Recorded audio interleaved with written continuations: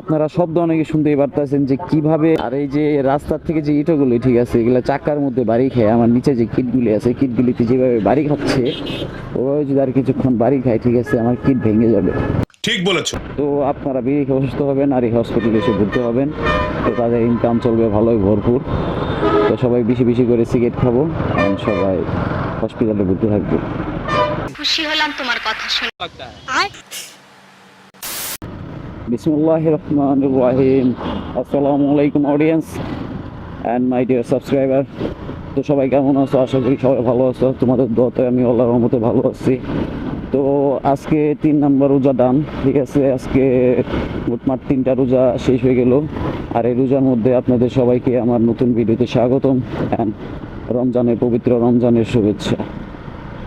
তো এখন বেরিয়ে বললাম আপনাদেরকে আর একটা নতুন ভিডিও দেওয়ার জন্য, কিন্তু কোনো ভিডিওর কোনো আজকে কন্টেন্ট নাই, সেজন্য কন্টেন্ট ছাড়াই ভিডিও বানাচ্ছি। আজকে শুধু আপনাদের সাথে কিছু গল্প করব এই রমজান বিষয় নিয়ে।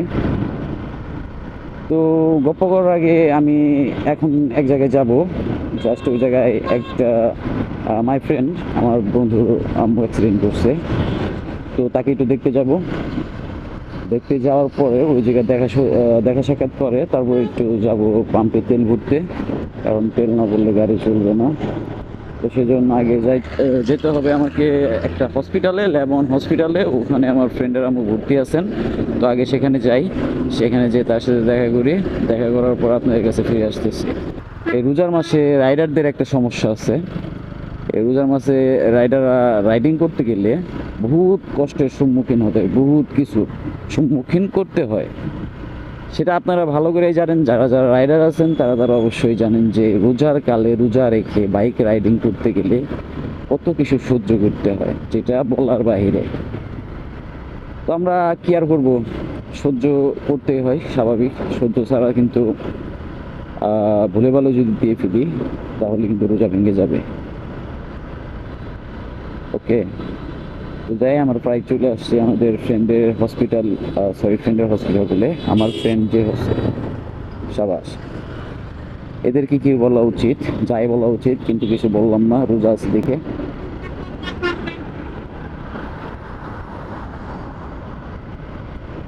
এমনি যত পাপ কামাই আল্লাহর হস্তে, ঠিক আছে। তার রোজার মাসে আল্লাহ যদি ক্ষমা করে দেন তাহলে আলহামদুলিল্লাহ। তো এই যে আমরা হাসপাতালে চলে আসছি, সরি আমি দুঃখিত, সে এখন মনে হয় হসপিটালে নাই, সে রিলিজ হয়ে গেছে, তাকে হসপিটাল থেকে রিলিজ করে দিয়েছে, বাসায় নিয়ে গেছে। তো আর দেখা নাই করলাম। আর এই যে রাস্তা সম্পর্কে আপনাদের কিছু বলি। ও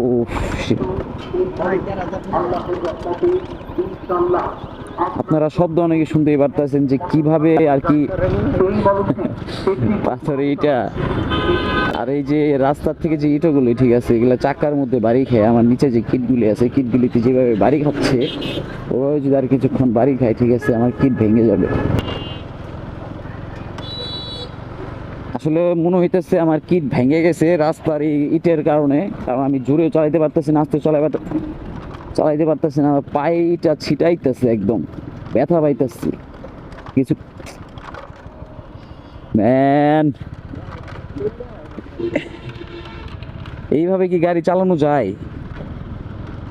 সরকারকে কি বলবো, কি যে রাস্তা করে রাখে, আর গাড়ির এমন ক্ষতি হয়, অনেক টাকা পয়সা ব্যয় হয়, আর রাস্তা যে ইটাগুলো দেয় ওইগুলা কিন্তু আবার নষ্ট হয়ে যায়, ঠিক আছে। এগুলো কিন্তু থাকে না, এই জায়গায় চাকার মধ্যে লেগে উইঠা পড়ে। যাই হোক, আর কি কথা বাড়াবো, রোজাই ধইরা ফেলাইছে আমারে। কই গেল?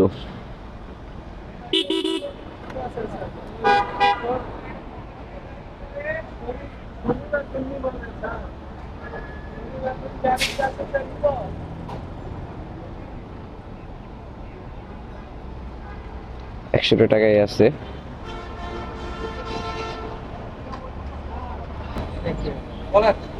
একশো কিছু না, সিরিয়াল না।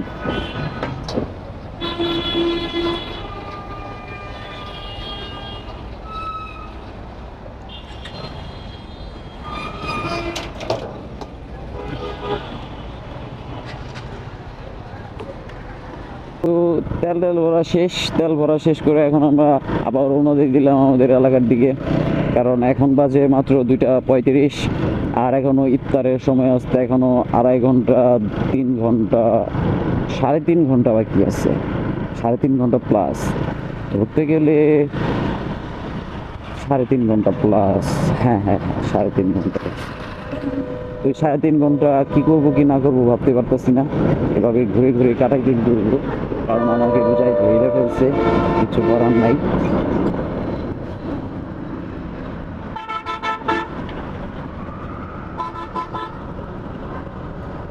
আসলে বাসের চাকা থেকে যে ইটাগুলো,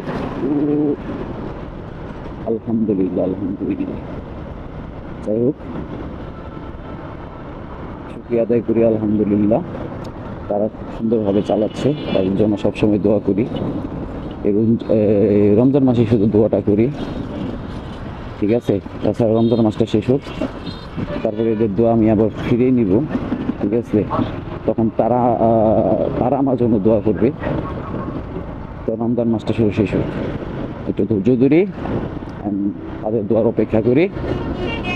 তো এখন যাওয়া যাক। আকিস ফ্যাক্টরি এখানে আছে, আকিস ফ্যাক্টরি না, আকিস বেরি ফ্যাক্টরি, আকিস কিনা জানি না, কিন্তু সিগারেট ফ্যাক্টরি এটা। আমরা এখানে আছি এখন বর্তমানে, আর তার একটু সামনে ফজলুদ্দিন হসপিটাল, কারণ এখানে বিড়ি খেয়ে আপনারা অসুস্থ হবেন। আর সাইডে হসপিটাল আছে, সরকারি না, এটা কিন্তু বেসরকারি, কিন্তু শেখ হাসিনা হসপিটাল, কিন্তু এটা সরকারি না। তো আপনারা বিড়ি খেয়ে অসুস্থ হবেন আর এই হসপিটালে এসে ভর্তি হবেন, তো তাদের ইনকাম চলবে ভালোই ভরপুর।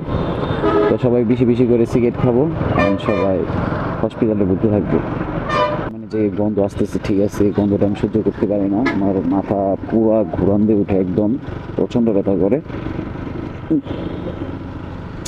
তো আজকে এখানে শেষ দিয়ে দিই, আর কথা বেরোচ্ছে না মুখ দিয়ে।